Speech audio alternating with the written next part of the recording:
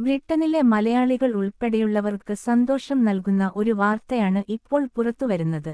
യുകെയിലെ ഏറ്റവും വലിയ super market ശൃംഖലയായ ടെസ്കോയിൽ 5.2% ശമ്പള വർധന വരുന്നു എന്നതാണ് ആ വാർത്ത.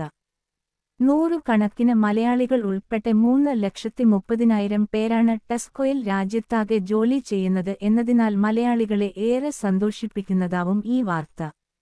മാർച്ച് 30 മുതൽ പുതിയ ശമ്പള നിരക്ക് പ്രാബല്യത്തിലാകും. 12.45 പൗണ്ടാകും മണിക്കൂറിന് മാർച്ച് 30 മുതലുള്ള ശമ്പളം. ഇത് ഓഗസ്റ്റിൽ അല്പം കൂടി വർദ്ധിപ്പിച്ച് 12.64 പൗണ്ടായി ഉയർത്തും. ശമ്പള വർധന പ്രാബല്യത്തിലാകുന്നതോടെ ലണ്ടൻ നഗരത്തിൽ ജോലി ചെയ്യുന്നവർക്ക് ലണ്ടൻ അലവൻസ് ഉൾപ്പെടെ മണിക്കൂറിന് 13.85 പൗണ്ടായി ശമ്പളം വർദ്ധിക്കും. 5.2% ശമ്പള വർധനയ്ക്ക് ധാരണയായത്. മാസങ്ങളായി തൊഴിലാളി യൂണിയനുമായി തുടരുന്ന ചർച്ചകൾക്കൊടുവിലാണ് ഇത് അംഗീകരിക്കപ്പെട്ടത്.